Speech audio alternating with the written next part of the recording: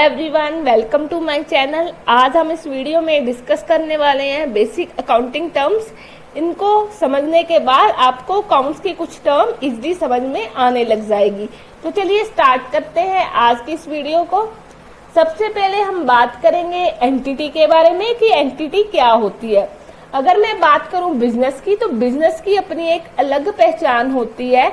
जैसे कि आप मान लो कोई दुकान स्टार्ट करने वाले हो, आप उसका कुछ ना कुछ नाम रखते हो। उसी तरह जब हम बिजनेस स्टार्ट करते हैं तो बिजनेस का अपना एक अलग नाम होता है। जैसे कि रिलायंस लिमिटेड, बजाज लिमिटेड, यानी कि बिजनेस की अपनी एक अलग पहचान होती है, ओनर की एक अपनी अलग पहचान होती है। यानी कि जो बिजनेस होता है वो आपका ओनर से अलग होता है, उसकी अपनी अलग आइडेंटिटी होती है, अलग पहचान होती है। उसी को एंटिटी बोलते हैं। एंटिटी को आगे दो पार्ट में डिवाइड किया गया है। एक है आपके बिजनेस एंटिटी और एक है आपकी नॉन बिजनेस एंटिटी।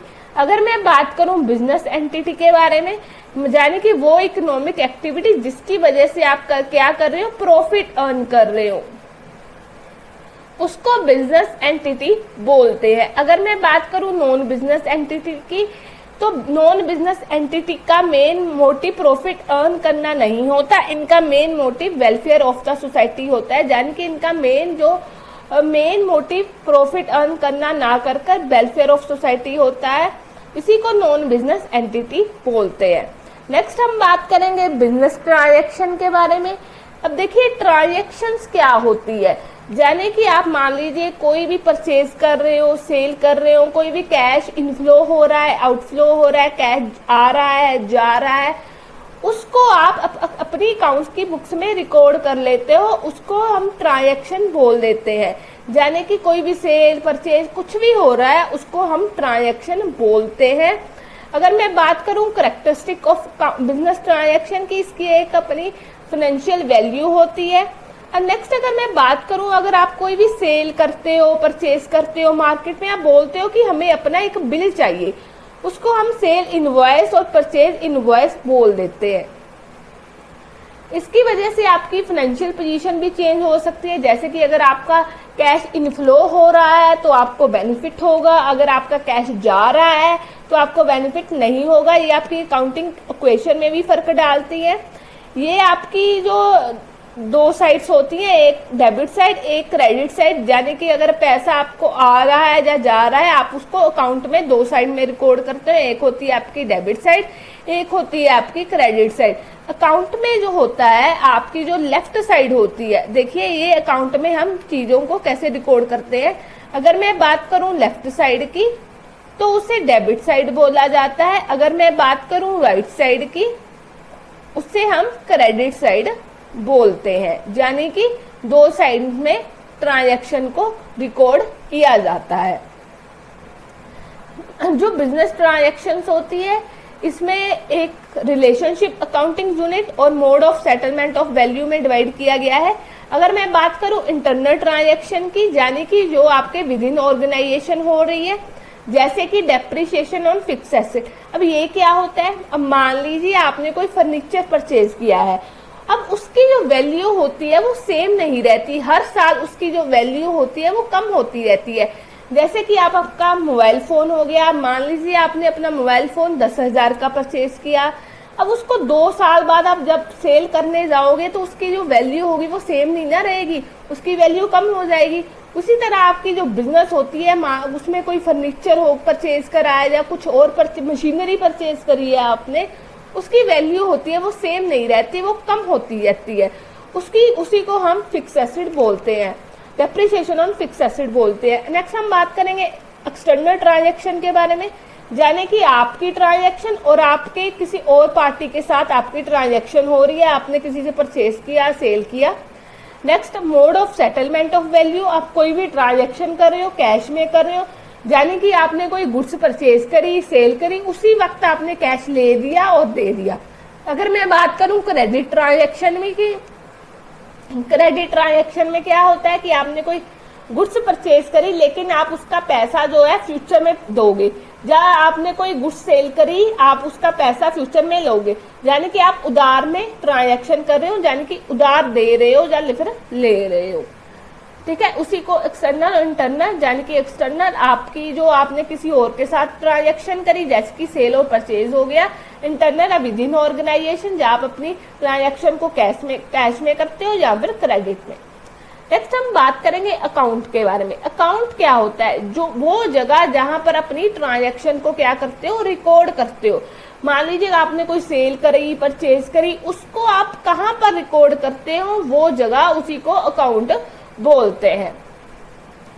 नेक्स्ट हम बात करेंगे कैपिटल के बारे में। कैपिटल क्या होती है? मान लीजिए आपने कोई ना कोई बिजनेस स्टार्ट करना है, आपने एंटरप्रेन्योर बनना है, तो उसके लिए आपको क्या करना पड़ता है, कुछ ना कुछ पैसा इन्वेस्ट करना पड़ता है, उसी को कैपिटल बोलते हैं, यानी कि इन फॉर्म ऑफ मनी। जहाँ कोई आप पैसे इन्वेस्ट कर रहे हो, उसी को हम कैपिटल बोल देते हैं। ये कैपिटल होती है वो आपके प्रोपराइटर द्वारा भी लगाई जा सकती है। प्रोपराइटर का मतलब ओनर एक पर्सन भी हो सकता है, एक पार्टनर, एक से ज्यादा पार्टनर भी हो सकते हैं। या फिर हमने टीवी पर भी देखा है कि हम शेयर होल्डर बोलते हैं, वो टीवी पर हम बहुत बार ये टर्म सुनते हैं शेयर होल्डर्स के बारे में। अगर मैं बात करूं कंपनीज की, एक कंपनीज में अगर आप पैसा इन्वेस्ट कर रहे हो तो उसके जो ओनर्स होते हैं उनको शेयर होल्डर बोला जाता है। जो कैपिटल क्या होती है, ये एक लाइबिलिटी होती है फर्म की प्रोपराइटर और पार्टनर के प्रति। अब लाइबिलिटी क्या होती है, इसके बारे में हम आगे डिटेल में डिस्कस करने वाले हैं। जो कैपिटल होती है, इसकी वजह से आपका जो प्रॉफिट होता है वो इंक्रीज भी हो सकता है, डिक्रीज भी। वो कैसे? अगर आपने कुछ पैसा लगाया, इन फ्यूचर आप अपने पैसे को और ज्यादा इंक्रीज कर देते हैं, यानी कि आप पैसा और लगा देते हो, इसकी वजह से आपका नेट प्रॉफिट इंक्रीज हो जाएगा। अगर आप अपनी कैपिटल से कुछ पैसा निकाल ले तो उसकी वजह से आपको क्या होगा, नेट लॉस हो सकता है। नेक्स्ट हम बात करेंगे ड्राइंग्स। अब देखिए आपने जो पैसा इन्वेस्ट करा है, जहाँ आप कोई गुड्स है उसको अगर आप अपने बिजनेस से निकाल ले पर्सनल यूज के लिए, आप अपने उस चीज को या कैश को या गुड्स को अपने घर पर ले आए कुछ पर्सनल यूज के लिए, उसको ड्राइंग्स बोलते हैं। इसके साथ क्या होता है कि जो ओनर्स की इन्वेस्टमेंट होती है वो डिक्रीज हो जाती है, यानी कि कैश और गुड्स जो आप पर्सनल यूज के लिए बिजनेस से निकाल ले उसको हम ड्राइंग्स बोलते हैं। नेक्स्ट हम बात करेंगे लाइबिलिटीज के बारे में कि लाइबिलिटीज क्या होती है। अब देखिए लाइबिलिटीज का मतलब होता है, liabilities means amount payable by the business, जो पैसा बिजनेस को देना होता है। यानी कि अब देखिए ये कोई बिजनेस है, अब बिजनेस में पैसा कौन इन्वेस्ट करता है, उसके ओनर्स, ठीक है, कोई प्रोपराइटर हो सकता है, पार्टनर हो सकते हैं, वो बिजनेस में पैसा इन्वेस्ट करते हैं। अब कल को कोई बिजनेस बंद हो जाए तो बिजनेस को ये जो पैसा होता है वो रिटर्न तो करना पड़ता है ना ओनर्स को, उसी को लायबिलिटी बोलते हैं, यानी कि पेएबल बाय द बिजनेस। अब ये ओनर्स को भी पैसा वापस करना होता है। अब मान लीजिए बिजनेस ने किसी से लोन ले लिया है, अब जो लोन का पैसा होता है वो भी रिटर्न करना होता है, उसी को लायबिलिटी बोलते हैं, यानी कि पेएबल बाय द बिजनेस, आपने किसी को पैसा देना, उसी को लायबिलिटी बोलते हैं। ठीक है, लायबिलिटी अगर आप अपने ओनर्स को पे करते हो उसको इंटरनल लायबिलिटी बोला जाता है। अगर आपने किसी बार वाले को लायबिलिटी दी, यानी कि आपने किसी बार वाले को पैसा दिया, उसको हम एक्सटर्नल लायबिलिटी बोल देते हैं। अब एक्सटर्नल लायबिलिटीज क्या होती है, यानी कि आपने किसी से लोन लिया हो, उसी को एक्सटर्नल लायबिलिटी बोलती है, यानी कि बाहर वाले से आपने लोन ले लिया, उसको पैसा लौटाना है, उसको हम एक्सटर्नल लायबिलिटी बोल देते हैं। जैसे कि क्रेडिटर्स। अब क्रेडिटर्स क्या होते हैं, ये भी बहुत इंपॉर्टेंट टर्म है, यानी कि आपने क्या किया, किसी से उधार में स्टॉक ले लिया, अब या गुड्स या कुछ भी आपने किसी से उधार ले लिया, उसको अब फ्यूचर में जाकर उसका पैसा दोगे, यानी कि आपने उधार में या पैसा ले लिया या गुड्स ले ली, उसका फ्यूचर में जाकर उसको पैसे दोगे, उसी को क्रेडिटर्स बोलते हैं। यानी कि उधार में कुछ ले रखा है, कुछ गुड्स परचेज कर ली या फिर कुछ किसी से पैसा ले लिया, ठीक है, उसी को हम फिर जो जिसको वापस करते हैं वो पैसा, उसको क्रेडिटर्स बोला जाता है। कोई भी लॉन्ग टर्म बोरिंग्स होगी, लंबे समय के लिए कोई लोन ले लिया, उसी को लायबिलिटी बोला जाता है। नेक्स्ट हम बात करेंगे टाइप्स ऑफ लायबिलिटी या क्लासिफिकेशन ऑफ लायबिलिटीज के बारे में। पहले हमारे पास है non current liability, long term current liability भी बोल सकते हो, या फिर आप इसको लॉन्ग टर्म लायबिलिटी भी बोल सकते हो, लॉन्ग टर्म लायबिलिटी। अब इसमें क्या होता है कि आपने जो लोन लिया होता है, वो 12 महीने से ज्यादा टाइम के लिए लिया है, यानी कि आपका वो लोन जो आपने लंबे समय के लिए लिया है, 12 महीने से ऊपर के टाइम के लिए लिया, यानी कि 4 साल 5 साल के लिए आपने कोई लोन ले लिया, लंबे समय के ले लिया, आप उसको 3-4 साल बाद वापस करने वाले हैं, उसको नॉन करंट लायबिलिटी बोला जाता है। करंट लायबिलिटी क्या होती है? जो शॉर्ट टर्म पीरियड के लिए आपने कोई लोन ले लिया, 12 महीने के अंदर, 1 साल के अंदर अंदर आपको उसको लोन को वापस करना होता है, उसको करंट लायबिलिटी बोलते हैं। नेक्स्ट हम बात करेंगे एसेट्स। एसेट्स क्या होती है? अगर मैं बात करूं एसेट्स की, एसेट उसे बोलते हैं जिसका फायदा मतलब जिसका जो बेनिफिट होता है वो आपको फ्यूचर में जाकर मिलता है। अब आपने कोई इन्वेस्टमेंट करी आज, लेकिन उसका जो बेनिफिट है वो आपको फ्यूचर में जाकर मिलेगा, उसी को एसेट्स बोलते हैं। यानी कि अगर आप मान लीजिए आपने कोई फर्नीचर परचेज करा, अब वो फर्नीचर 1 साल के लिए तो इस्तेमाल नहीं करोगे, आप 2-3 साल 5 साल जितना भी उसका फायदा होगा उसका आपको जो बेनिफिट है वो लंबे समय के लिए मिलेगा, उसी को एसेट बोलते हैं। यानी कि वो चीज जिसका फायदा आपको लंबे समय के लिए होगा, जैसे कि आपकी मशीनरी होगी, फर्नीचर हो गया, कोई स्टॉक हो गया, डेटर्स। अब डेटर्स क्या होते हैं? अब देखिए, क्रेडिटर्स हमने ये समझ लिया कि हमने किसी से उधार लिया या कोई स्टॉक ले लिया, उसको पैसे हमने वापस करने हैं। डेटर्स क्या होते हैं? जिसको हमने खुद उधार दे दिया, अब उसको उधार दिया है, कोई स्टॉक दिया है या कैश दिया है, वो हमें वापस भी तो करेगा ना, उसी को डेटर्स बोलते हैं। क्रेडिटर्स जिससे हमने ले लिया है, डेटर्स जिसे हमने दे रखा है उससे वापस लेना है, उसको बोलते हैं डेटर्स। कोई कैश हो गया, बैंक बैलेंस हो गया, उसी को एसेट्स बोलते हैं। नेक्स्ट हम समझेंगे क्लासिफिकेशन ऑफ एसेट्स के बारे में। सबसे पहले हम बात करेंगे नॉन करंट एसेट्स के बारे में, इसी को फिक्स एसेट भी बोलते हैं, लॉन्ग टर्म एसेट भी बोल देते हैं।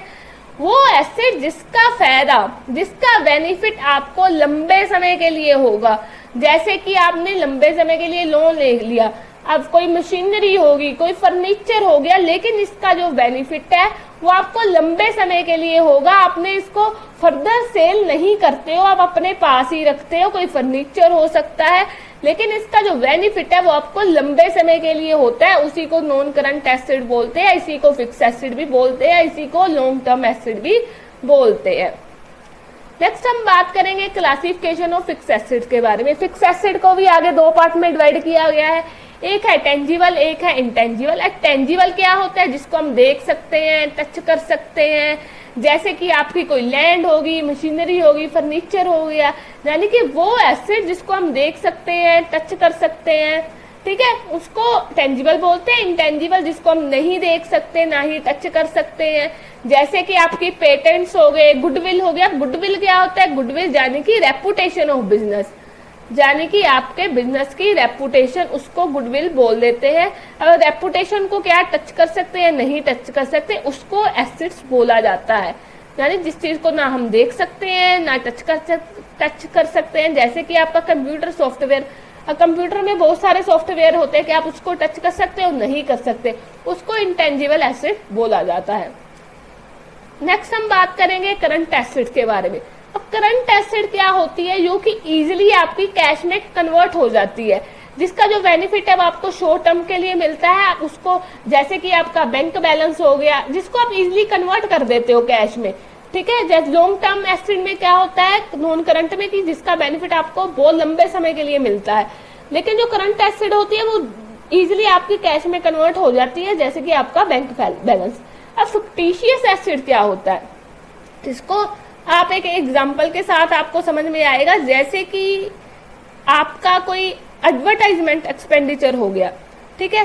अब जो एडवर्टाइजमेंट एक्सपेंडिचर होता है, जब आप अपना बिजनेस स्टार्ट करते हो तो आप एडवर्टाइजमेंट के ऊपर खर्चा करते हो, लेकिन जो इसका बेनिफिट होता है वो आपको आने वाले सालों में मिलता है। अभी तो आपने खर्चा कर दिया, लेकिन जो इसका बेनिफिट होगा वो आपको आने वाले नेक्स्ट ईयर फ्यूचर में मिलेगा। अब बस इतना ही समझ लो फिक्टिशियस एसेट के बारे में। ये ना तो टेंजिबल होती है, ना इंटेंजिबल होती है, लेकिन ये क्या होती है, आपको मोर देन 1 अकाउंटिंग पीरियड में बेनिफिट देती है। आपको 1 साल के लिए नहीं बेनिफिट देती। बस इसको अभी के लिए इतना ही समझ लो कि इसका जो बेनिफिट होता है वो आपको आने वाले साल में मिलता है, फ्यूचर में जाकर मिलता है। जैसे कि आपका एडवर्टाइजमेंट हो गया, आपने कोई एड दी टीवी में, लेकिन वो उसका जो बेनिफिट है आपको आज के आज तो नहीं मिलेगा, लेकिन इसका जो बेनिफिट है आपको आने वाले साल में मिलेगा। उसी को फिक्टिशियस एसिड बोलते हैं। तो चलिए आज की वीडियो में इतना ही, मिलते हैं हम नेक्स्ट वीडियो में, इसी के पार्ट 2 को कवर करेंगे। तो चलिए, थैंक यू सो मच।